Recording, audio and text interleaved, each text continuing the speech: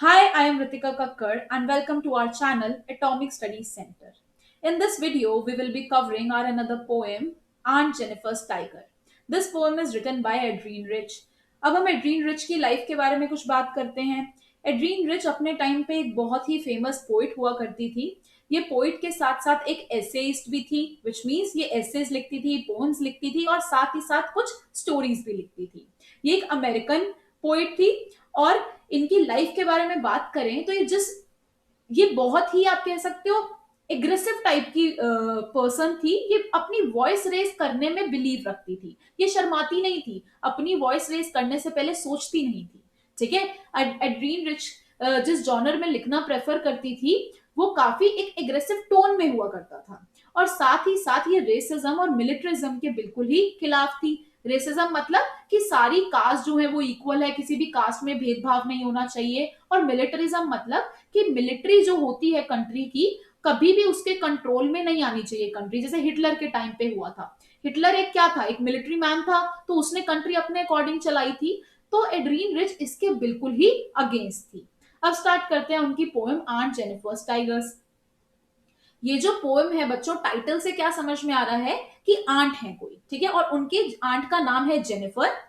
Aunt Jennifer, aunt का नाम है जेनिफर। और टाइगर्स मतलब हम उनके टाइगर्स के बारे में बात कर रहे हैं। अब क्या ये रियल टाइगर्स हैं? नहीं, ये कोई रियल टाइगर्स नहीं है, बल्कि आंट जेनिफर एक ड्राइंग कर रही हैं, एक स्क्रीन के ऊपर आप कह सकते हो सिलाई कर रही हैं। और जब वो सिलाई करती हैं, कुछ बनाने की कोशिश करती हैं, तो वो देखती हैं कि वो जो भी बना रही हैं वो टाइगर्स से रिजेंबल कर रहा है, कि उन्होंने जाने अनजाने में टाइगर्स को ड्रॉ कर दिया एक स्क्रीन के ऊपर। ठीक है, स्टार्ट करते हैं aunt Jennifer's tigers. Aunt Jennifer's यहाँ पे अपने टाइगर्स के बारे में बात करेंगी, अपने आर्ट के बारे में बात करेंगी। ठीक है।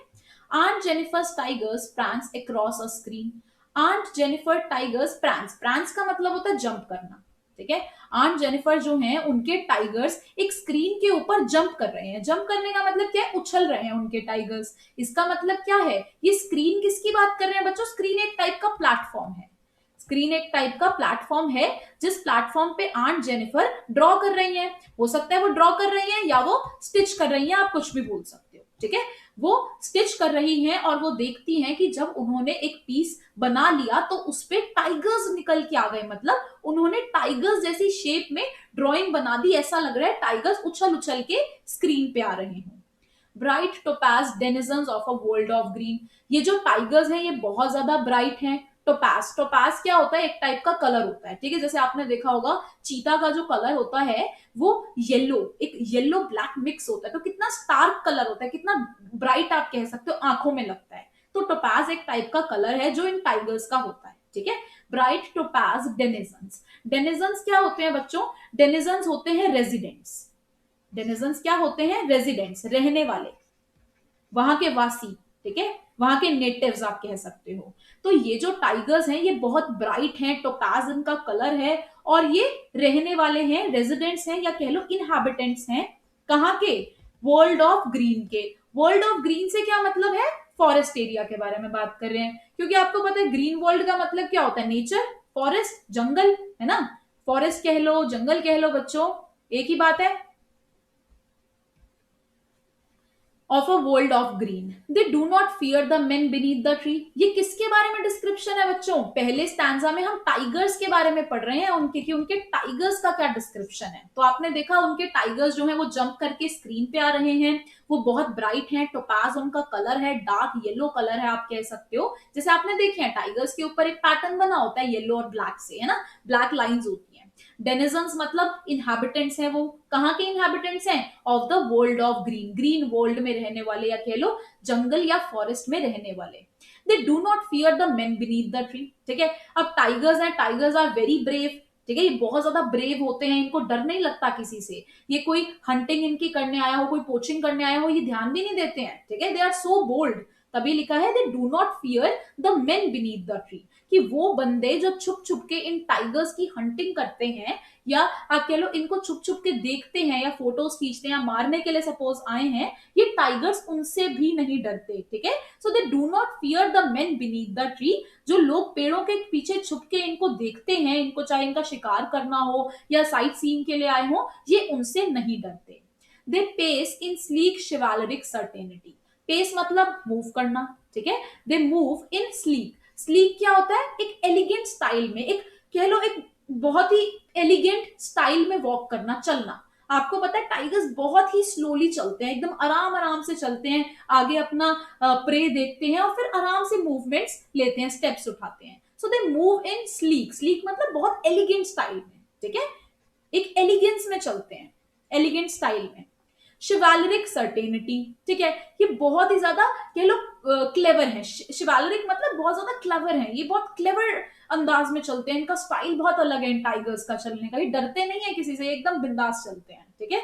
So they pace in sleek chivalric certainty. Certainty मतलब कि ये एक कॉन्फिडेंस के साथ चलते हैं, ठीक है। दे आर सो कॉन्फिडेंट कि उन्हें पता है, उन्हें पता है अपनी लाइफ के बारे में, बहुत कॉन्फिडेंट है, देख लेंगे कोई भी शिकार आएगा, है ना।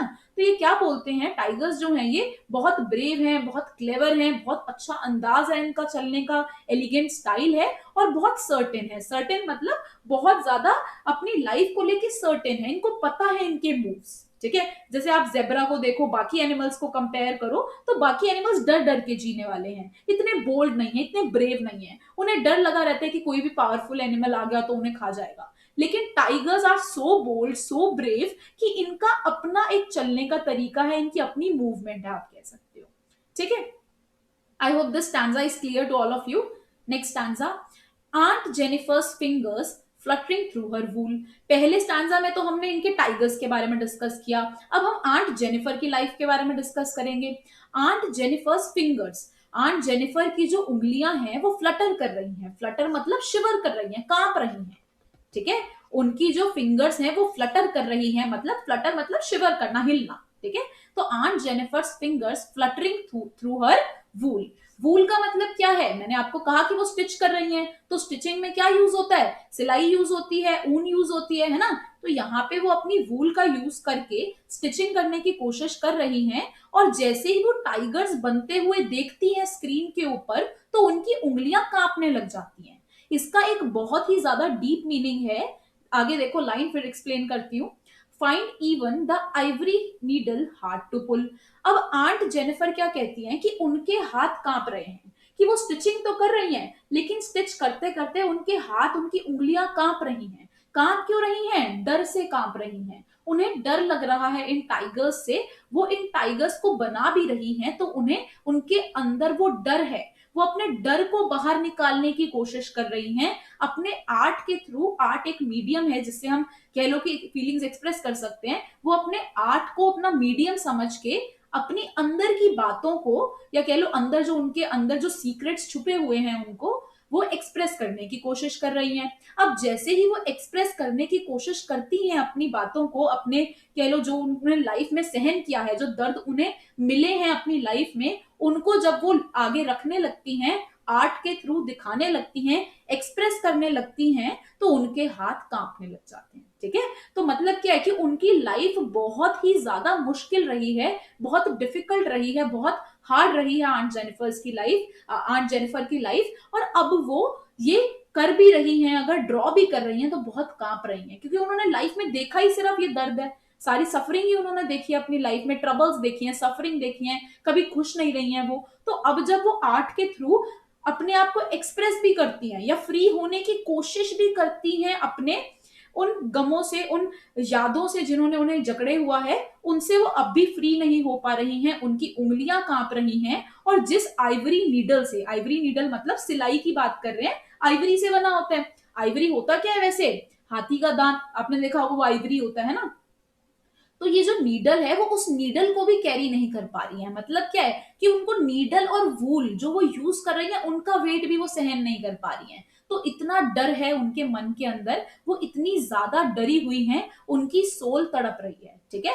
तो वो उस नीडल को, उस आइवरी नीडल को पुल भी नहीं कर पा रही, वूल में से खींच भी नहीं पा रही, स्टिचिंग भी नहीं कर पा रही प्रॉपर, इतनी डरी हुई है। The massive weight of uncle's wedding band, ठीक है, मैसिव मतलब ह्यूज, कि उनके ऊपर वेडिंग जो थी, वेडिंग मतलब जो उनकी मैरिज हुई थी अंकल से, ये आंट और अंकल क्यों बोल रहे हैं, क्योंकि एड्रीन रिच जो है वो उनकी ही नीस है, ठीक है।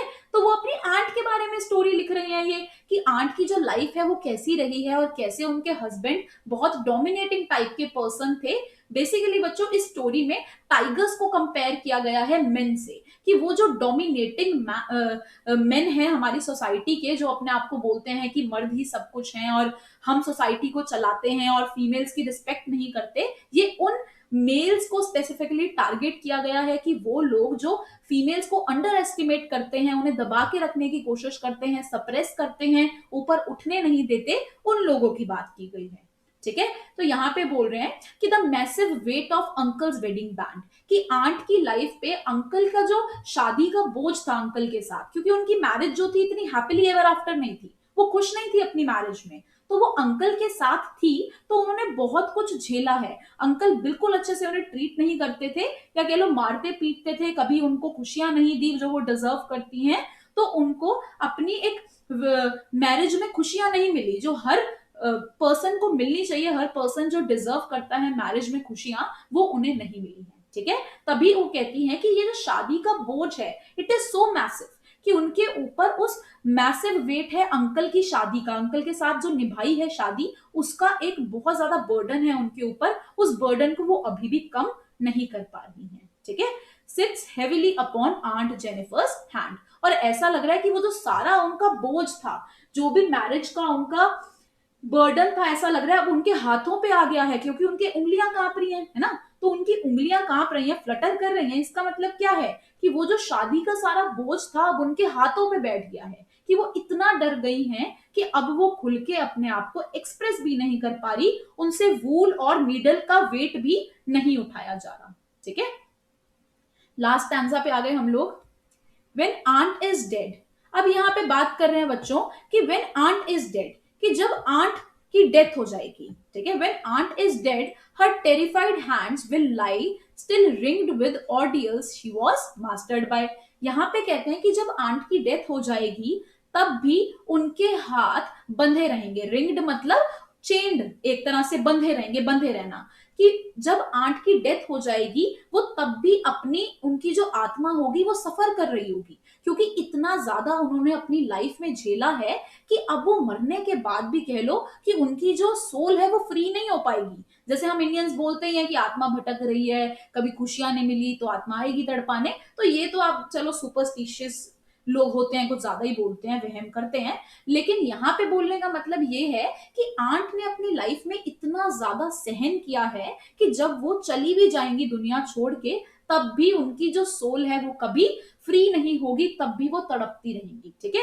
उनकी जो आत्मा है कह लो, उनके जो हाथ हैं वो तब भी रिंग्ड रहेंगे, तब भी चेन्ड रहेंगे विद ऑर्डियल्स। ऑर्डियल्स मतलब कि वो जिनके यूज टू हो गई थी, जिन डिफिकल्टीज के वो यूज टू हो गई थी, जिन परेशानियों के वो यूज टू हो गई थी, वो तब भी अपने मरने के बाद भी यूज टू रहेंगी, तब भी वो तड़पती रहेंगी। ठीक है। शी वॉज मास्टर्ड बाय का मतलब क्या है कि उन्होंने ऐसा लग रहा है कि मास्टरी की हुई है इस चीज में, इन डिफिकल्टीज को सहन करना, इस दर्द को सहन करना, ये वो तब भी करती रहेंगी जब उनकी डेथ हो जाएगी। तो आप कह सकते हो ये बहुत ही स्ट्रॉन्ग इमोशन को एक्सप्रेस किया है आंट के लिए, कि आंट कितना तड़पी है अपनी लाइफ में, कितनी डिफिकल्ट उनकी लाइफ रही है कि उनके जाने के बाद वो फिर भी सफर करती रहेंगी। ठीक है। ऐसा कोई डिजर्व नहीं करता इतनी सफरिंग जैसी आंट जेनिफर के साथ हुआ है जैसा। The tigers in the panel that she made will go on prancing proud and unafraid। अब जो आंट ने टाइगर्स बनाए हैं अपने पैनल पे, पैनल इज अगेन स्क्रीन। ठीक है। पैनल बोल लो, स्क्रीन बोल लो, प्लेटफॉर्म बोल दो, सारी एक ही बात है। अब आंट जेनिफर ने जो टाइगर्स ड्रॉ करे हैं उस पैनल के ऊपर, उस स्क्रीन के ऊपर, वो टाइगर्स तो तब भी उछलते रहेंगे। ठीक है। They will go on prancing, they will go on jumping, क्योंकि टाइगर्स है। टाइगर्स से कहने का मतलब क्या है यहाँ पे, मेन, वो डोमिनेटिंग मेन की बात कर रहे हैं, वो लोग जो फीमेल्स को कुछ नहीं समझते, अंडर एस्टिमेट करते हैं, या कह लो उन्हें ऊपर उठने नहीं दिया जाता, उन्हें सप्रेस करके रखते हैं, कि वो मेन टाइगर्स की तरह हैं और वो तो फिर भी उछलते रहेंगे। वो जो लोग हैं, वो जो मेन है, वो आदमी है, मेल है, वो तो तब भी उछलते रहेंगे, उन्हें डर नहीं लगता कि एक आंट जेनिफर चली गई तो क्या हो गया, है ना। तो ये टाइगर्स जो हैं, जो वो बना रही हैं, they will keep on prancing, वो तो अपना अनअफ्रेड रहेंगे, उछलते कूदते रहेंगे, बिना डर के जिएंगे। एक आंट जेनिफर जैसी पता नहीं कितनी फीमेल्स होंगी जिन्होंने अपनी लाइफ में ऐसे सहन किया होगा, है ना। तो वो यही कह रहे हैं कि tigers will go on prancing that she made proud and unafraid, कि वो टाइगर्स तो तब भी प्राउड रहेंगे, तब भी बोस्ट करेंगे अपनी जो मस्कुलिनिटी आप कह सकते हो, वो जो मैचो बनते हैं, अपने आप को माचो बनते हैं, वो तो फिर भी वही प्राउड रहेंगे, ठीक है, शो ऑफ करेंगे, बोस्ट करेंगे और अनअफ्रेड रहेंगे, किसी से नहीं डरेंगे, ठीक है। तो वो तो कभी सुधरेंगे ही नहीं, ऐसा आंट की नीस का कहना है, एड्रीन रिच का कहना है। I hope this poem is clear to all of you. If you guys have any queries, any doubts regarding the poem, do post them in the comment section. Video अच्छी लगी हो तो बच्चों लाइक करो, subscribe करो, अपने friends के बीच में शेयर करो, आपकी हेल्प होगी होगी, साथ में आपके फ्रेंड्स की भी होगी। Thank you for watching, we will meet in our next video.